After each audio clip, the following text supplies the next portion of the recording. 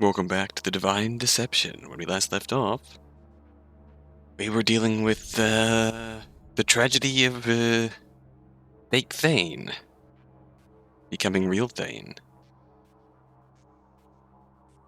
Is Thane just a title, or is Thane a way of life that drags you down into depravity and darkness? Is Thane the shadow of the city, or is the Thane an all-encompassing darkness that drags you into it and does not let you escape? Will our Thane deception be revealed in 3 scenes, or will our Thane deception become reality in three scenes? Maybe that's the question I should have asked, because this one didn't get as much traction, but yeah, we discovered in 3 scenes, yes, we're betting on an endgame reveal. Or we're doing 4, 5, 6, 7. I am just guessing based on the layout of the chapter select screen. I feel like scene 7 will be the last scene in each story. So we're betting on an endgame reveal of Thane's deception. Last minute reveal the truth. Maybe they knew all along. Maybe he is outed. We do not know, but we're betting on it happening. That is a 34% of our chips going into the pot. Yes. I'm betting against Thane, huh? Changed your mind? Well, that might be fair. Luck is finite, of course. Anyways, the bet is made. Now we just have to haggle over the specifics. 32 chips left, because I've been spending all of them on this round of bets. That means we bet 11 on this. Okie dokie, bet taken. Betting more this time. Getting a bit more confident with some more chips in your pocket, huh? Want to keep the streak going? Whatever you're thinking, it's out of your hands now. All you have to do is sit back and watch. Hey, I just have more chips, so the reasonable percentages that votes are winning by just nets more of a bet. Don't judge me, easy. I'd enjoy. Though that last one isn't compulsory. I'll take your chips all the same, whether you like it or not. Thanks, easy. Oh boy. Well, that's Thane's chapter 5 opened. Mercury's chapter 5 open, with there's a silver lock there.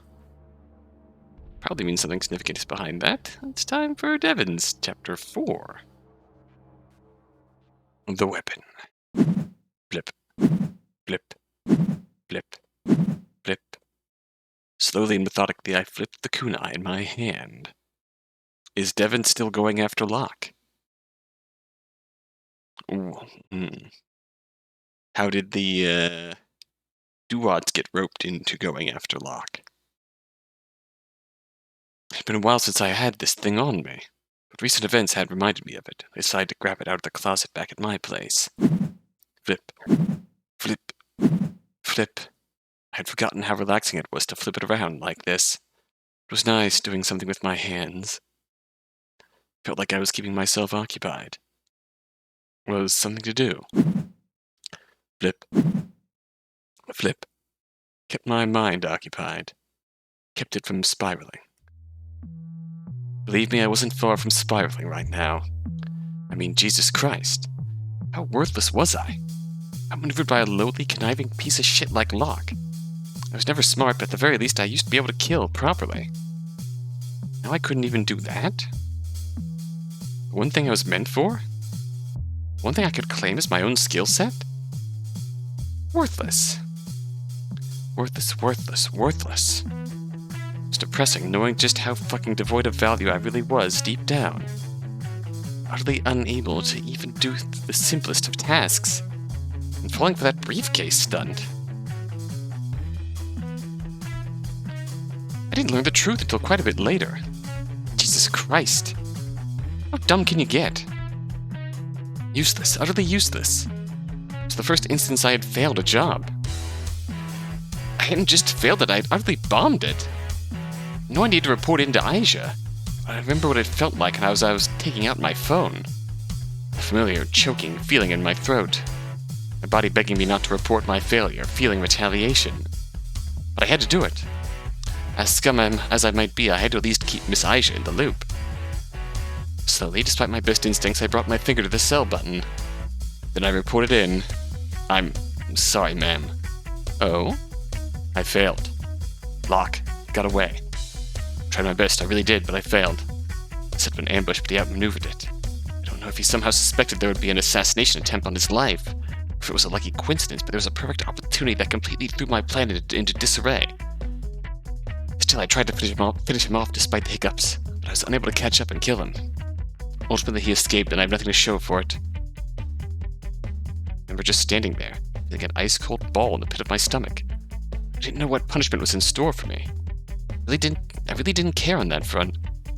More than anything, I didn't want Aisha to think less of me. I didn't want her to think I wasn't worth anything to her anymore. She wanted to completely cut me off. I couldn't have blamed her, but it would sting. Did he see you? Huh? Did he see you? Did he get a good look at your face? Would he be able to identify you? No, I don't think he would. He got a vague look at me for a distance, but I was wearing a face mask and a hoodie. It was very dark, and he was in a rushed panic. I don't think he could point me out in the lineup. Good. One of any evidence that could link you to the scene. Did you leave any of that? Of course not, ma'am. Ballistic markings left mean I will need to acquire a new silenced pistol. But beyond that, I made sure to not leave anything that could be forensically traced back to me. There's a bit more silence. Okay, then. Thank you for reporting in. Huh? Is that it? Do you have something else to report? No, nothing else, ma'am. Just, I thought you'd be more upset at me. Well, I can't say that the news isn't a bit annoying. Locke remains a threat. However, there's no reason to be upset with you. I was the one who let him get away. Yes, and I'm sure you've pursued him to the best of your abilities. Up until this point, you have yet to fail at any task I've assigned to you. With that in mind, I'm inclined to believe that this is not a personal failing on your part, but as you put it, a lucky coincidence. Unlucky coincidence, for our part. Unfortunately, sometimes things just happen beyond our control. All we can do is move on from that. But ma'am, because this failed attempt, Locke knows there is someone out for his life. Already I was unable to secure much information on him. Now it's going to be nearly impossible to find him again. He's probably going to be far more guarded moving forwards. No matter. Locke is quite the ambitious type. There's no doubt in my mind he will continue to make moves. When he does, I will be made aware of them, and you will have another chance to do your job. You'll be made aware? How? Don't worry about that. Just know that you will have your second chance soon enough. Thank you. I'll make the most of it. I'm sure you will. Anyways, if you're still feeling guilty, you can make up for it with your next job. Next job? What, do you want to move on to Laverna in the meantime? No, I'm not talking about an optional assignment. We've got bigger fish to fry. Okay.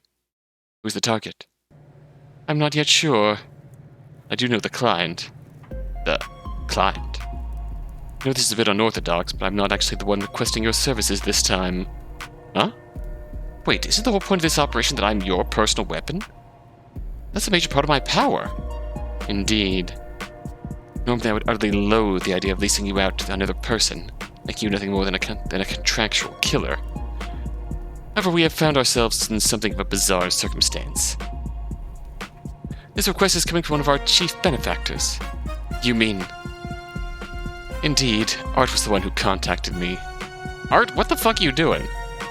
My mind was racing at this point. Art? What do you mean? How much does he know? What does he know? Settle down, would you?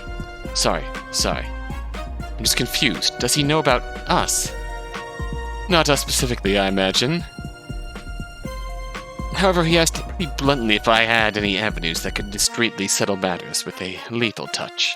I denied that, of course, but he said he suspected someone in my position did. Then he proceeded, stating that he had a strong need for such services, and he would make lending it to him well worth my while. He even offered 5% of his current stock stake in Olimpo, funneled through discreet channels, naturally. You accepted his deal for money. Devon, you lack grander sight. Not what I stand to gain, it's what I could lose. Denying this offer will fray, perhaps even sever the relationship I have built with art. As many donors as I may gather, Olimpo's shadow donations are undeniably the strongest asset I have for winning elections. This one may be a farce, but you can never predict the future. Who knows what storm the next one may bring? Additionally, Olimpo is the largest company in Panthea by a long shot. It brings in jobs, revenue, clout. Frankly, it is putting Panthea on the map, and as the governor, maintaining smooth relations with it as an entity is naturally in my best interest. I weighed the pros and cons, and ultimately I decided that offering your services up would be for the best. Will this be an issue for you? I know the two of you don't exactly have the best history. However, I'm trusting that you can be professional and put personal biases aside. Think of it as a job from me. Of course. Naturally, of course I'll do the job, ma'am. I'm sure you've thought it through and decided this is the best course of action. It's just... You have hesitations? No. But you think Art knew specifically about our relationship? By the way the conversation progressed, I doubt he had that much insight into the exact specifics. Then again, he felt fairly certain that I possessed some way to have people dealt with, so I can't be sure. If that's the case, do you think he might be a suspect for the Bell murder? I mean, depending on what he knew. You're still on that. Please, just drop it. I highly doubt Art had anything to do with Maximilian Collins' death. Look, the specifics of this assignment will come shortly. I trust you will handle it.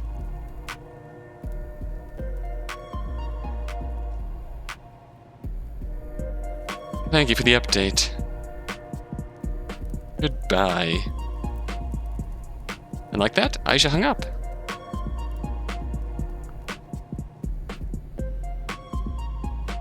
That conversation certainly hadn't gone as I expected.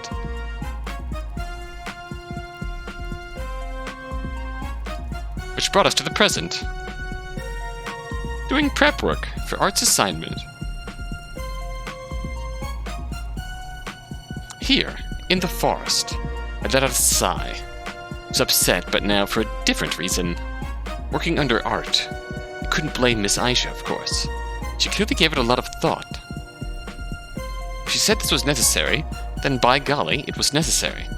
Still, on paper we should be fine. I'm an adult, he's an adult. We were both dumb kids. Holding things against the man for what we did when we were under Odin's thumb isn't exactly fair. We had both grown. But still, I held a seething resentment towards Art for many, many years. Not just because of what the impossible standards he set up for me and Polly. His whole demeanor was cold and cruel. Was he the Bell killer? No, that probably didn't seem very likely. Apparently Odin didn't know about my involvement until after that kill. Art, perpetual kiss-ass that he is, tells everything to Odin in a constant attempt to score points. Undoubtedly, Art would have told Odin that he stumbled across a big secret before now. Anything likely the opposite had happened, and Art started suspecting Aisha had an assassin on deck because of some offhand comment Odin made to him. Plus, Art was too professional to ever actually kill someone himself. The fact that he was giving up so much to pursue my services was proof enough of that purchase. So yeah, he likely wasn't that loose end. Still, it didn't mean I had to like working under him. Speak the devil, he shall appear. I was getting a call. I didn't even need to check to know exactly who it was. I really wasn't in the mood to deal with Art. Speaking with him wasn't quite like speaking with Odin, but it was close. But it's not like I had a choice, huh? Oh well. Bottoms up. Click. Good conversation. Hello. What do you want, Art? Ah, Devon. It's nice to hear your voice. It's been a while since we've gotten to talk. Likewise.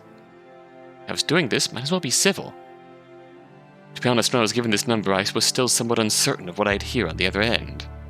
In some weird way, talking directly to you feels oddly comforting. Glad to hear it. Wish I could say the same. Oh, come now. would we please put the past behind us? Trust me when I say it is a source of embarrassment for us both. I've never done so formally, so let me now extend my apologies for anything I might have done in our youth. Ah yes, for all of the non-specific things I may or may not have done to you in your youth. That's not it. Oh? Not because of our previous relationship that I'm not comfortable talking to you on the phone like this. Ah, I see. That makes sense. An assassin is probably loath to come into contact with practically anyone. Understandable. Art was correct. Exposing myself directly to Art felt worse. When I first agreed, I didn't realize I would be giving away my identity like this. Art probably insisted on this point. He's never been the type to put blind faith in complete strangers. Still, I couldn't help but feel like my role as the unseen man was eroding with each passing moment. First that phone call with Odin, then the reckless encounter with Locke, and now blatantly speaking with Art. Could we just get to work? Of course. As I understand it, you already have all the required information for the hit. Yes, I do. As a matter of fact, I'm scoping out the site right now. Is that so? Still broad daylight out. Is it safe? I know what I'm doing. Because of your refer, I am choosing to place my trust in you. A risky prospect. I trust that you carry out your work in a succinct, professional manner. Seriously? Yes, I am professional. Why would you question that? Because I know you, Devon. That in itself is a pretty compelling evidence. Do you want me to turn on you? I wanted to say that, but as the words began to leave my mouth, something caused me to freeze up. Even still, I couldn't directly challenge him like that. I know what I'm doing. What I want to know is if you know what you're doing. Excuse me? What exactly are you insinuating? Polly? Polly Desima. That's who you want me to kill. Yes, our brother. I trust you're acquainted. Ha ha. Seriously though, what gives? No, you two never got along, but to resort to killing him. You can't certainly think that this is a result of a childish rivalry, can you? Of course not. I know you better than that. You never do anything that wasn't carefully considered to bring you the most benefit. To make this a bigger question for me. Personal disputes aside, Polly is your brother. Our brother. Push comes to shove, he's going to support you.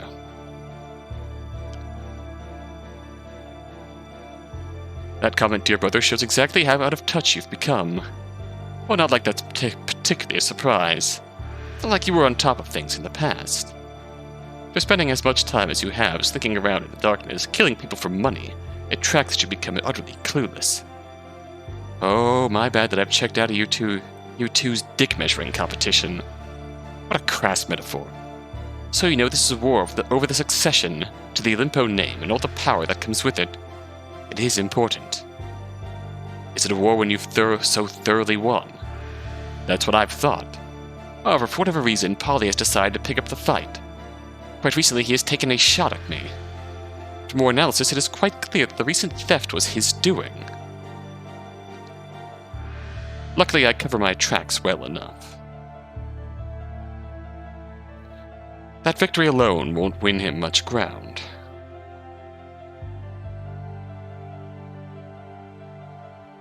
But the principle of it proves that he plans to go for the jugular. If it was an above-the-belt battle, I'd handle things accordingly. However, since he's proven himself willing to commit crimes to usurp me, I can no longer allow him to roam free. It is too big a risk. He now poses a threat to succession. We must eliminate that threat.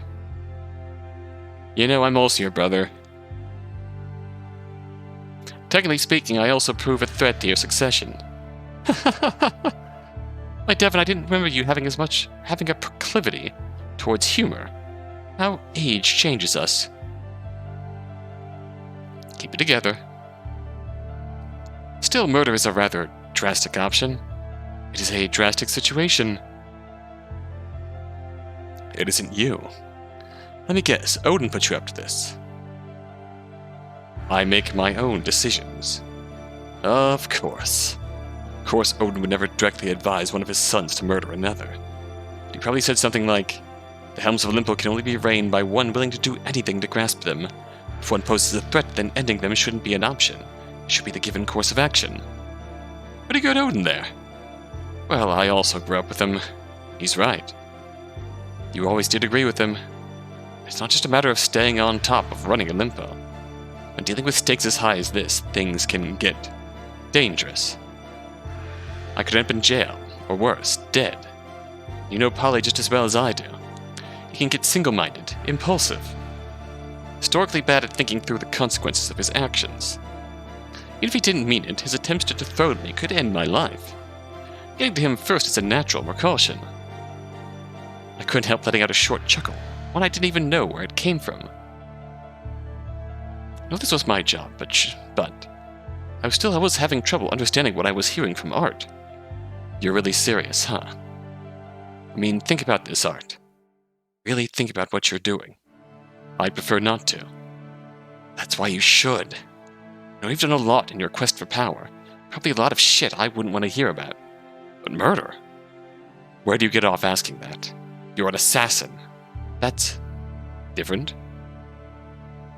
Look, Art, we're talking about Polly here. We grew up with them. You have an office right next to him. Can you really bring yourself to kill your own brother?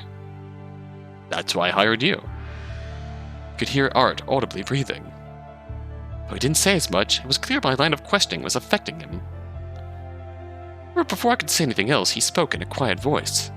That's not what you should be asking, Devon. The question is, can you really bring yourself to kill your own brother?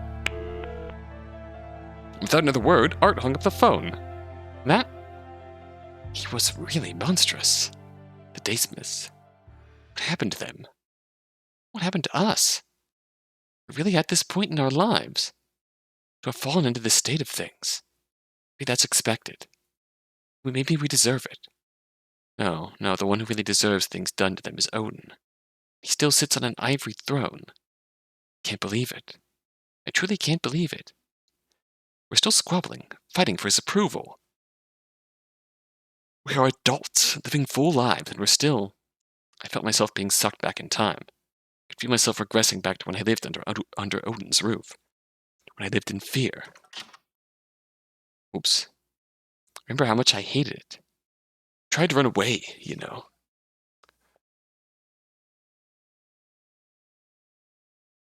Planned it out and everything. Did it twice. The first time, the moment I stepped outside of the house, Odin was already waiting right there for me. He knew what I was going to do before I did it.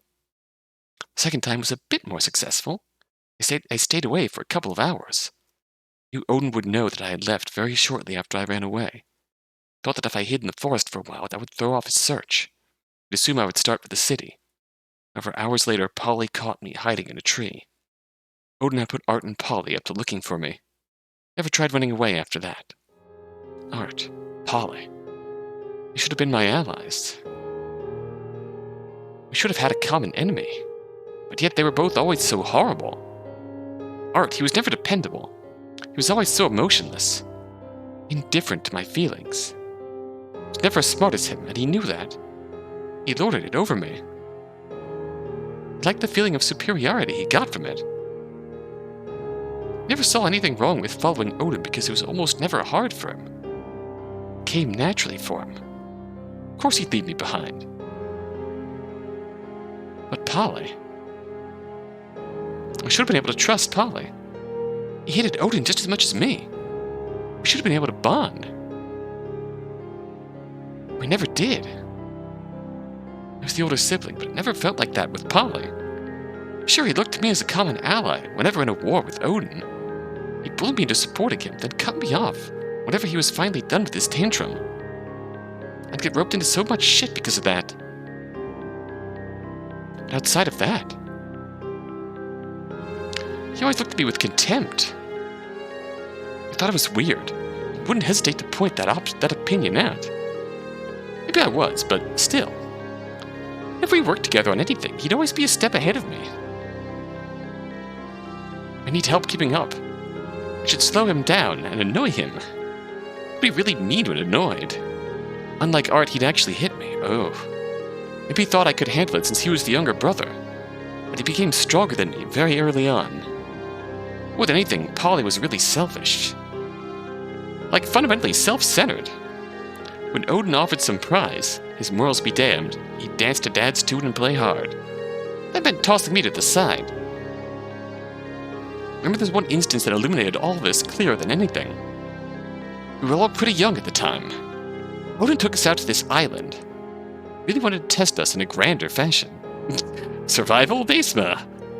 Ahead of time, he had prepared a scavenger hunt. It was meant to be a test of skills and smarts. We were told to find him, any methods. The faster you got there, better prize you got. He had just won a number of things at an expensive auction, and he thought those might be fitting bait. If offering ancient relics as prizes to kids doesn't illustrate everything you need to know about Odin's parenting style, I don't know what will. Still, it worked. Polly really liked the European sword and shield set Odin had purchased. Polly wanted to summon the legendary Pokemon. Because of that, he decided to take this seriously. Art obviously took it serious. He took every one of Odin's games serious. And me? I didn't really care, but I still wanted to try and prove myself. Prove I was just as good as my brothers. So we began the scavenger hunt. Early on, Art approached me. He said he wanted to team up with me. At the time, Art had never really expressed interest in working with me before, so I took the bait. Looking back, it was almost certainly because Art feared there would be parts to the scavenger hunt that required physical activity. Back then, he was pretty weak. I hear now he takes exercise pretty seriously, though. Anyway, we worked together on the scavenger hunt for a while, until eventually we got to the last clue. Art arrived to it first, and tore off a piece of it when discovering it. We looked over the remaining clue together, as I looked closely at it, trying to interpret it. I didn't notice Art leaving as my back was turned. By the time I realized it, he was gone, the only one of us with the full clue. I didn't get mad. I was just sad. I wasn't giving up. I tried tracking him, following where he might have gone. It took me a while, but eventually I made my way to this sort of secluded cave. I entered it, and there was a long pathway that led to a turn. I could vaguely hear Odin and Art speaking. This was it. I began to enter the cave until right behind me, Polly ran up. When we realized that I had gotten here before him, he got really angry. He rushed over to me before I knew what was really happening. We were grappling with each other. He shoved me down, and I rolled off the path, down the hill to the bottom of this crevice in the cave. My leg bent, and I shouted out in pain, "Oh!" and was seriously injured. I just sat there in pain. Polly moved on, claiming second place. Oh wow. A minute or two later, Odin walked out with Art and Polly behind him. Well, that's a really powerful picture. Holy shit. He looked down at me, at the bottom of the hill. But quite simply, he told me to make my way back up with my own power. I tried explaining what had happened to my leg, but he said he didn't care. Happy Father's Day! I made a feeble attempt to climb, but the incline was too steep, and I rolled back down, hitting the back of my head. Polly began to argue with Odin, saying this was overly cruel, that he should be allowed to help me up. The two got into an argument which culminated in Odin whacking Polly on the back of the head, and Polly running away. He didn't end up helping me at all. I pleaded with Odin just to let someone help me. He stood there, silently. Art stood behind him, nervous but quiet. I had no choice but to try and climb. I failed and rolled back down. But I had to try again. Again. And again. And eventually, through an exhausting amount of energy, I crawled my way back up to the path. I lay there, belly on the ground, panting. Looking down at me, Odin simply asked me why I tried the same method over and over again, without experimenting.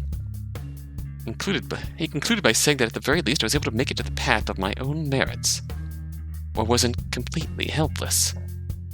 Ultimately, Art came in first place. He received that European sword and shield set. He had no interest in it, but I bet the man still keeps it displayed somewhere. Polly came in second place, received a fancy European vase, flicked in gold. He ended up breaking it not long after, though I forget if it was in a dumb accident or a dumb act of defiance. I came in last place. I got a broken leg. Odin gave me a crappy kunai. Oh. Kunai I still had to this day. Well. And that was the dynamic that infested our household. Odin was king.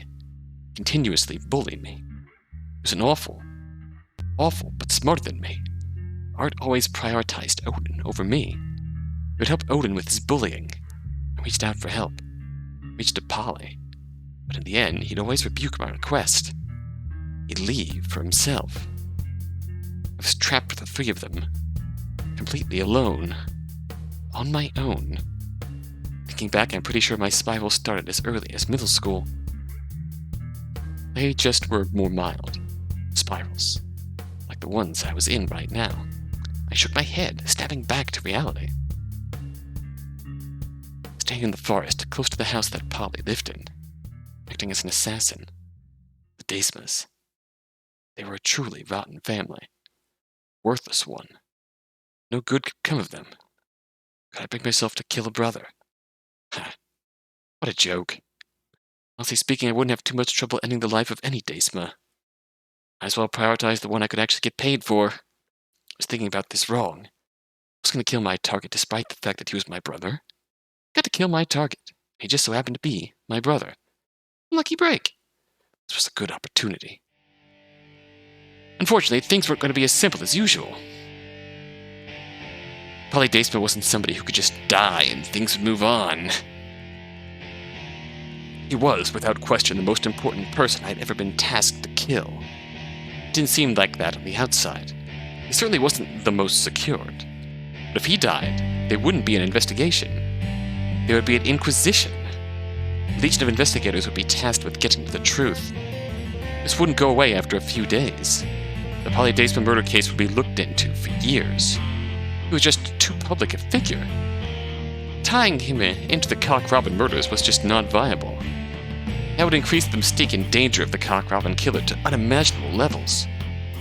So how to deal with this? There were a number of stories I thought about. What if he was an unintended casualty of a Duat fight? There were a number of ways I could frame Duat members. Making the Duats responsible for this would mean people were less eager to poke around, lest they angered the Duats. Making it look like a Duat accident was a lot of work. A lot of careful work. And the Duats would know the truth. Sure, maybe that doesn't sound like it should matter. I mean, it's the Duats' word against nobody's. Clear who wins that. Still, anyone knowing the truth is too dangerous.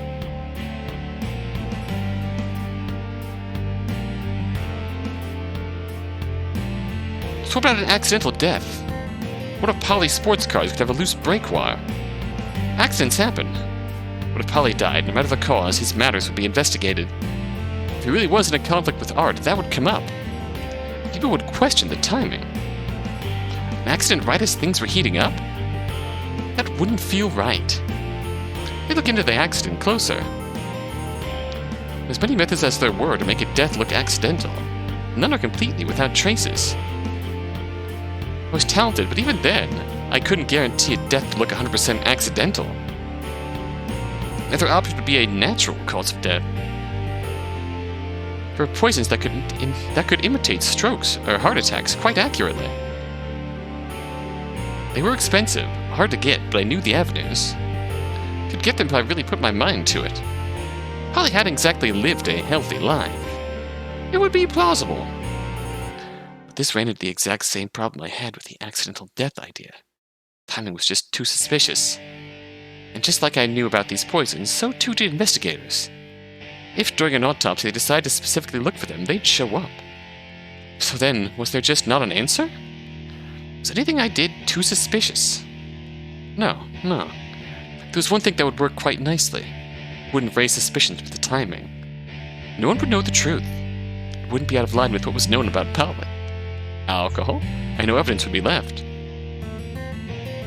The fate I had in mind for Polly was that of a drunken suicide. He was already known to get in an impulsive state while drunk. His behavior had changed recently. I'd seem weird for such a positive person to suddenly decide to end themselves. Plenty of seemingly positive people were hiding in darkness. Of course, I knew that Polly was far too self-centered to ever consider suicide. But it would be plausible, especially with the right note. I had plenty of samples of Polly's handwriting. I knew intimate details about his life. By using credit card records provided me by Art, I knew the type of paper in Polly's household. I also got a pen that he often used in the Limbo office, one which had his fingerprints all over them. It took a lot of careful crafting, but with the time and patience I forged a perfect suicide note that'd be left by his hanging body. explain the motive for why he took his life in just the right amount of detail. Written in the style and tone as Polly. Now it's just a matter of actually hanging Polly up like that. All while not leaving evidence of my presence. Difficult? Sure. Not impossible. Especially not if you knew what you were doing. If you were careful, crafty. Now there's the matter of, Polly's handwriting versus drunken Polly's handwriting, which I feel like is a different hurdle to cross here. Researched. It's why I was doing a bit of an on-site inspection right now.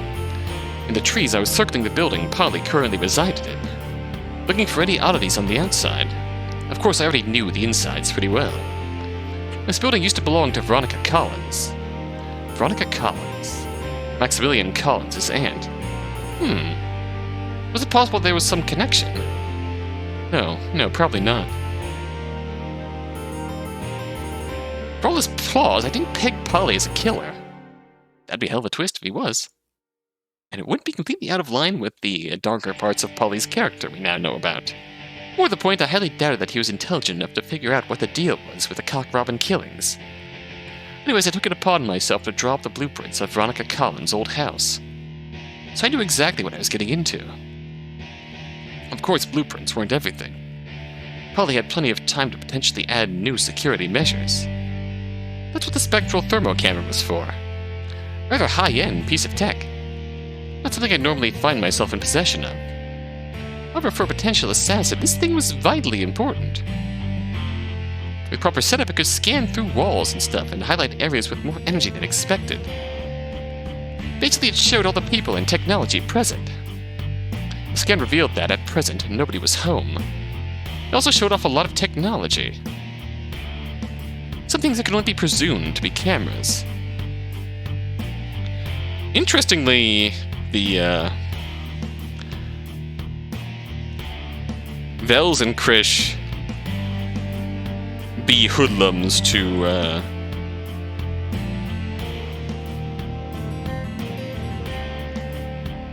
Vels and Krish being hoodlums at Aja's place. And Devon being summoned there. That doesn't seem to have happened yet. Something that could only be presumed to be cameras. Security cameras, almost certainly set up by Polly as a preventative measure. Luckily, none of it was where they needed to be to actually stop me. He tried. Actually, these cameras were good for me. They would prove nobody entered the house. It would lend credence to the suicide story I was setting up. Cool. The question is, how then did I plan to get in? There were a number of potential entrances. Have the slightest sign of forced entry and say bye-bye to the suicide story. There were ways to hide those signs of forced entry, but then the ways to hide them had traces themselves. You could try getting a copy of the key, but again, that could leave a trace. Also, most of the doors were in areas that cameras covered. No, the trick to getting in rested on the second floor of the house. In the special research I did on Veronica Collins' house. See, the windows all had interior locks that prevented them from being open. They slid back and forth. These types of locks were commonplace. As luck would have it, the window locks in Veronica Collins' house had a very special property to them. They're made with a specific metal. Metal that was not magnetic in most cases. However, charging a certain magnet with a certain charge could produce magnetic-like properties. Bit of magnetism from the outside of the window, I'd just give the lock a bit of a turn, and like that, the defenses would crumple. There was a window on the second floor that led into a bathroom right next to the room Polly slept in. Getting to that window was also pretty easy. It took a bit of dexterity, but it was well within my skill set. The plan was simple. Climb up to that second floor window. Use magnetism to unlock that lock. Sneak from that room into Polly's room discreetly. There would be the fake suicide. Now there is the question of how to hang him. The difference between strangulation and hanging. Funnily enough, though, for a professional, that's really not as much of a problem as people might make it out to be. With a noose, if you're careful enough, you can strangle someone in a way that is indistinguishable from hanging when checked on an autopsy. As always, I did my research. I mean, there was always the chance that something could go wrong at this stage of the murder.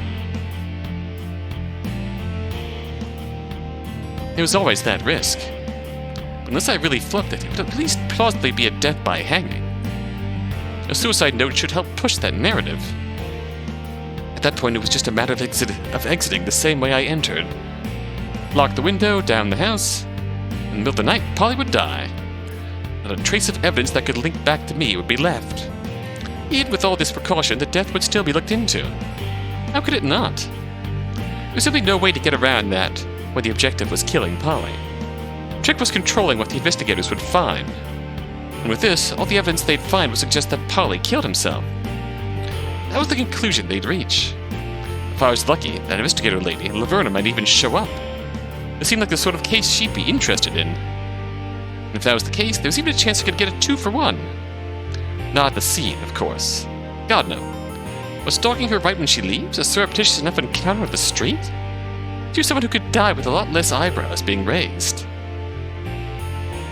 Hell, if I disappeared the body, I doubt anyone would even look into their case. Flip. Flip. I had pulled back out the kunai and flipped it again. After all this time, I still had the damn thing. Even if it reminded me of that scavenger hunt. I guess I just liked flipping the thing. Vague memory flickered in the back of my mind. What was this thing's story again? I somehow remembered Odin ranting about it. Apparently it was called the Gungnir. The Gungniri. It was said to be a part of some set built by a master blacksmith of olden times. These kunai were said to be so finely honed, so masterfully built, that anybody could use them flawlessly. If it was flung at a target, then no matter what circumstances got in the way, the kunai would eventually pierce where it needed to be pierced. Doesn't matter about the distance, the time, the skill, eventually the Gungniri's blow would strike true. Huh. If that was really true, then why was I putting so much effort into my assassination attempts? Really, I should just be thinking my target's name, throwing this kunai, and waiting for them to die. Simple as that, right? As if. The world wasn't built on myths and legends. It was built on hard work and due diligence. You don't kill someone by praying with a magical weapon. You do it by murdering them with your own 2 hands. I've done as such so many times in the past. I'd do it again on my own brother. Couldn't hesitate. Couldn't falter. I had to be a human Gungniri. I had been launched at Polly. Soon enough I'd land true. Want to hear a riddle?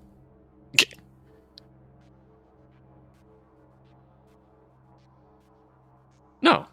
Cool, you're hearing one anyways. Yeah, excellent. This is a good one. What's the greatest assassin of all time? The one that never fails to kill their mark? The one you can't run from? The one you can't hide from? The one who kills indiscriminately? The one we all try to fight? The one we fight in vain? Got it yet? If not, here's a little hint. Each hurts, the last kills. Bit of an abstract hint, I'll admit, but you're a smart cookie. Give you a second to think. Okay, got it. If you said time, then you'd be correct. Great killer of us all. Though perhaps that's an unfair reading. Blame all deaths on time can we credit all births to time? I'm not sure if it works that way. It's all abstract shit anyway, so I suppose it doesn't particularly matter. As for that saying, I believe it's referring to seconds.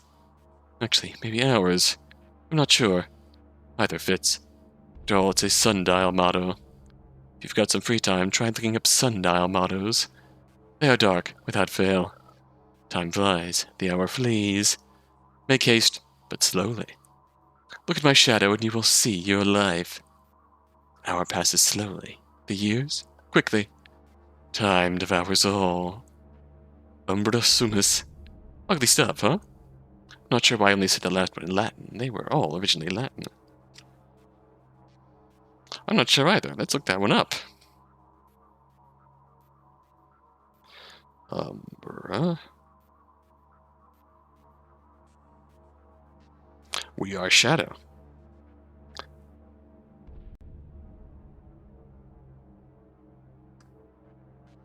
If I was going to go Latin with any of them, clearly I should have picked Mox Nox.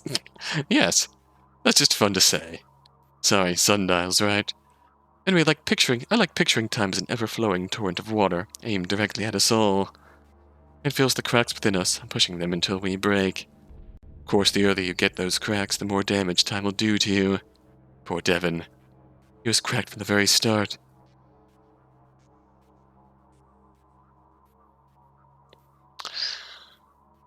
I really like Devon's story.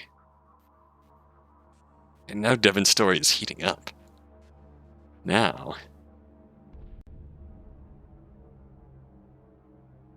we were seeing Devon getting involved in Vel's and Krish's story tangentially. Now we're seeing Devon getting involved in that plotline directly. Which makes me wonder the connection between these two events. The connection between whatever Devon is about to do at Veronica Collins' estate and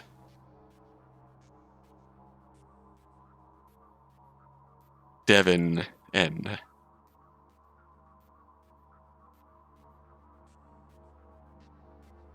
Locke tasking. Let's see, Locke tasking Vels and Krish to try and get a picture of Devon is unrelated to Devon trying to kill Polly. I'm curious if they will end up encountering Vels and Krish along the way. If this does in fact take place before Vels and Krish episode 4, then probably not. I don't know. That's hard to say where this story is going, but I really enjoyed Devon's story. Devon has leaps and bounds up to my, probably up there with one of my favorite protagonists, not gonna lie. Out of the 7. What do you think? Let me know what you think. I'm curious to see. I think he's easily the most intriguing. Locke is up there just for the direction his planning is taking. Vel's got a boost from his backstory reveals.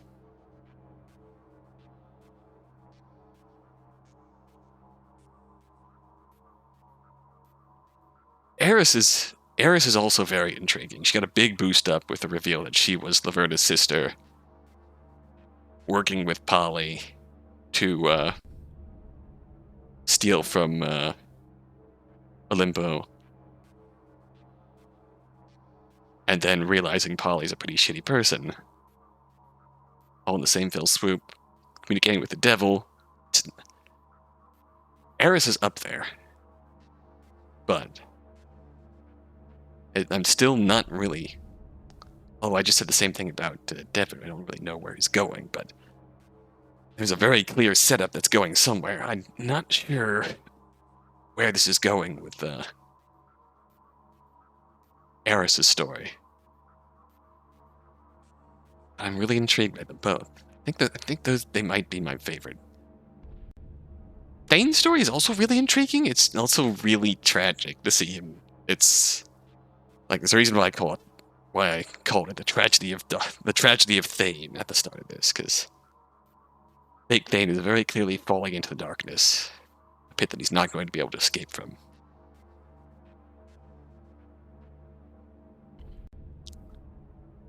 Curious to see what Mercury's about to discover.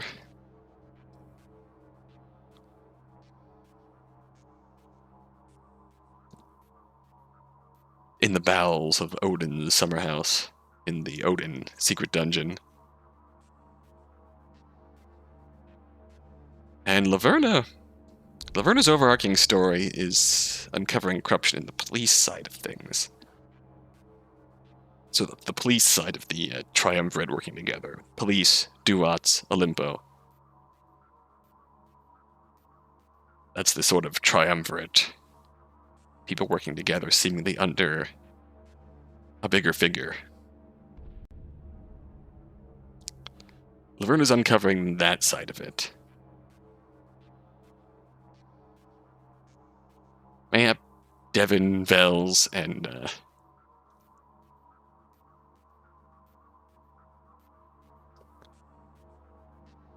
Eris are uncovering the Olimpo side of it. They're all Olimpo adjacent. Locke is Asia adjacent. And Mercury and Thane are Duat adjacent. We're slowly poking our nose into things. We are probably halfway through, I would say. Everyone's fourth story. 3, 4, 6, 7. Based on the way things are arranged here, probably 3 stories left per person. So 7, 14. 21 more videos. And then more. 21 more stories. And then probably whatever comes after that, because, based on Zodiac Trot, there's definitely something going to come after we go through all the cards. Whether it's a whole new story, or an epilogue that wraps everything up, I don't know yet. But very curious to see that. To see where these stories go first. And next time we'll start with everyone's episode 5. Laverna, you're up, gal. What you got for me? Till next time. Until then, thanks for watching.